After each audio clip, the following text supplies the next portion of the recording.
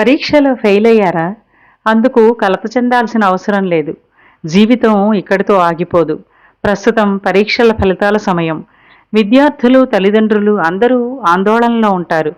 ఆశించిన మార్కులు రాకపోతే నిరాశ, భయం సహజమే. కానీ గుర్తుంచుకోండి, అపజయం అనేది ముగింపు కాదు. అది కొత్త ప్రారంభం.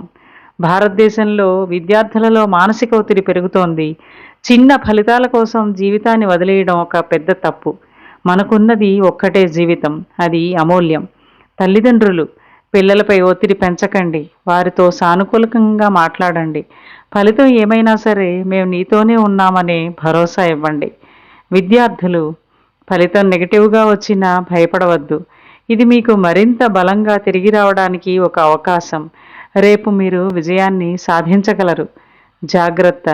ఒంటరిగా ఉండడం, కోపం, నిద్రలేమి, నిరాశ వంటి లక్షణాలు కనిపిస్తే వెంటనే కుటుంబ సభ్యులు శ్రద్ధ వహించాలి.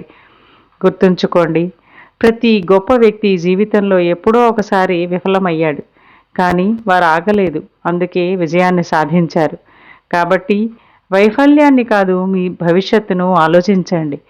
జీవితం ముందుంది, అవకాశాలు ఎన్నో ఉన్నాయి. ప్రొఫెసర్ సిఎంకే రెడ్డి, డిఎస్సి, ఎఫ్ఆర్సిఎస్ అధ్యక్షులు, తమిళనాడు వైద్యుల సంఘం. ఈ సందేశాన్ని వారి మాటల్లో స్వయంగా విందాం. నమస్కారం. తెలుగు న్యూస్ టైమ్స్ ప్రేక్షకులకి నమస్కారం. మీకందరికీ ఒక ముఖ్యమైన విషయం, ఒక సీనియర్ వైద్యుడిగా మీకు కొన్ని సూచనలు ఇవ్వాలనుకున్నాను. ఇప్పుడు 10th, 12th మనకి పరీక్షా ఫలితాలు రాబోతున్నాయి. రాబోయిన నెక్స్ట్ డే పేపర్ చూడాలంటేనే భయం నాకు. ఎంతమంది సూసైడ్ చేసుకుని ఉంటారని చెప్పి వాడు లిస్ట్ ఇస్తాడు.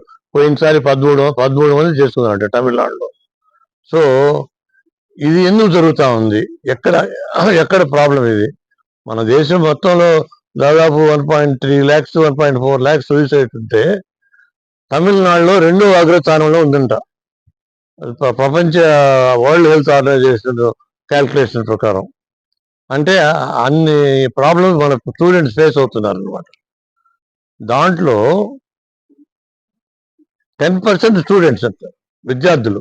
సో చూడండి ఎంత భయంకరమైన సమాచారం ఇది.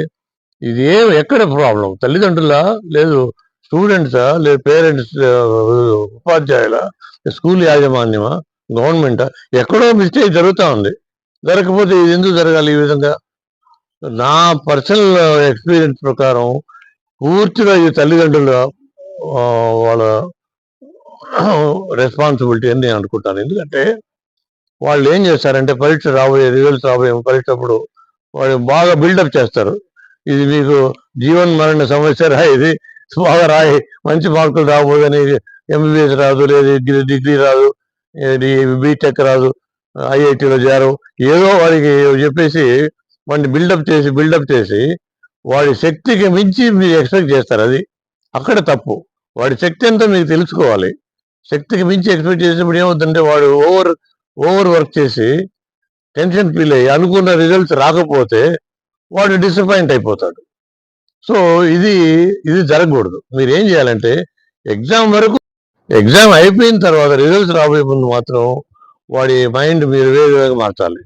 వాడితో ఏం చెప్పాలి? మాకు ఎగ్జామ్ ముఖ్యం కాదు, రిజల్ట్స్ ముఖ్యం కాదు, ఈ కోర్స్ ముఖ్యం కాదు, నువ్వు ముఖ్యం.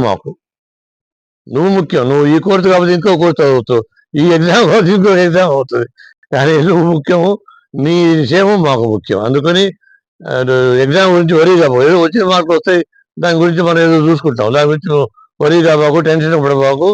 అట్లా ఏదైనా ఉంటే దాని గురించి మేము చూసుకుంటాం. అదే ఆ మైండ్ సెట్ వాడు డెవలప్ చేస్తే ఆ రిజల్ట్ చూసి వాడు షాక్ తిని వాడు ఒక క్విక్ నిర్ణయం తీసుకోడు. ఇంకోటి ఏంటంటే ముఖ్యంగా మీరు తెలుసుకోవాల్సింది, కొంతమంది కొంచెం మానసికంగానే వీక్గా ఉంటారు పిల్లలు. వాళ్ళని ఇంకొంచెం మీరు జాగ్రత్తగా హ్యాండిల్ చేయాలి వాళ్ళని. ఎందుకంటే లేకపోతే వాళ్ళు ఏదో ఒక కబక్కని నిర్ణయం తీసుకునేస్తారు. దానికి ఈరోజు నేను రైటప్ చేస్తున్నాను, దయచేసి చదువు. అవన్నీ మళ్ళీ రిపీట్ చేయడం మంచిది కాదు. అయితే మీకు ఏదైనా అట్లా వీడు విపరీతమైన ధోరణిలో ఉన్నాడు, మనం చెప్పింది వాడు అర్థం చేసుకోవట్లేదనే ఐడియా వచ్చినప్పుడు మంచి మానసిక స్పెషలిస్ట్ని కన్సల్ట్ చేయండి, సైకాట్రిస్ట్ని కన్సల్ట్ చేయండి, తప్పులేదు. వాళ్ళు ఐడియా ఇస్తారు. అయితే ఇక్కడ చిన్న ముఖ్యమైన మీకు సూచన చెప్పాలి. మీకు సైకాట్రిస్ట్ కన్సల్ట్ చేసింది మీరు చాలా సీక్రెట్ గా పెట్టాలి ఇది. దీని అందరికి తెలిసిపోయిందంటే ఎందుకు చెప్తానంటే ఈ విషయం, మీకు తలనొప్పి, కాలు నొప్పి, కడుపు నొప్పి ఉంటే పక్కింటి వాడు కూడా దాని గురించి మాట్లాడు.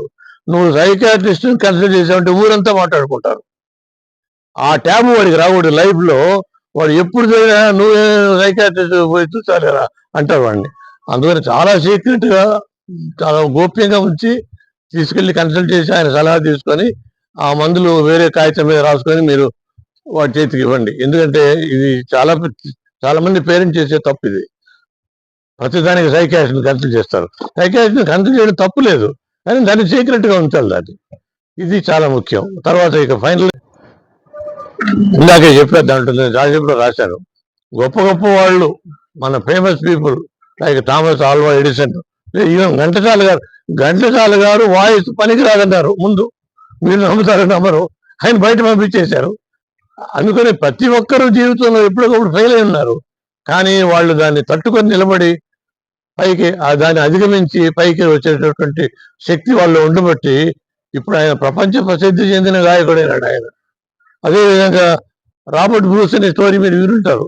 యుద్ధంలో 2-3 సార్లు ఓడిపోయిన తర్వాత ఆయన ఏం చేయాలి అర్థం కాక రూమ్లో విచారంగా పడుకొని ఉంటే సాలెపురుగు పైనుంచి కిందకి జారుతా ఉంది, పడిపోయింది, మళ్ళా పైకి పోయింది, జారింది, మళ్ళా పైకి పోయి 7 సార్లు పైకి పోయింది. 7వసారి దానికి కావాల్సిన లక్ష్యం చేరుకుంటుంది.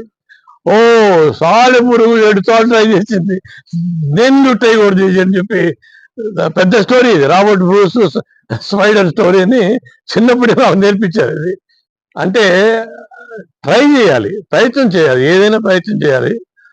ఫైనల్ గా నేను ఒక మాట చెప్పాలి, పెద్ద తల్లిదండ్రులకు నేను ఒక మాట చెప్పాలనుకున్నాను.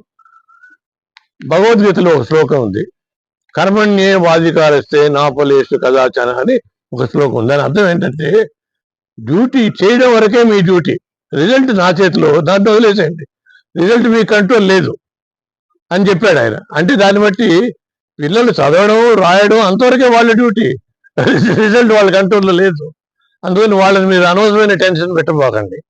ఈ సందర్భం ఇచ్చి మీకు ఈ 4 మాటలు చెప్పి, ఈ ఆయన రాసినటువంటి మన ముకుందరావు గారు, ప్రకాష్ రావు గారు రాసినటువంటి ఈ వార్త చదివిన వాళ్ళు కానీ, నా మాటలు విన్న వాళ్ళు కానీ, కనీసం ఒక్క ఆత్మహత్య మనం నివారించగలిగినా కూడా దీనికి సాధ్యం అని చెప్పి నేను అనుకుంటుంటాను. మరొకసారి అందరికీ నమస్కారం. Thank you very much. Yeah.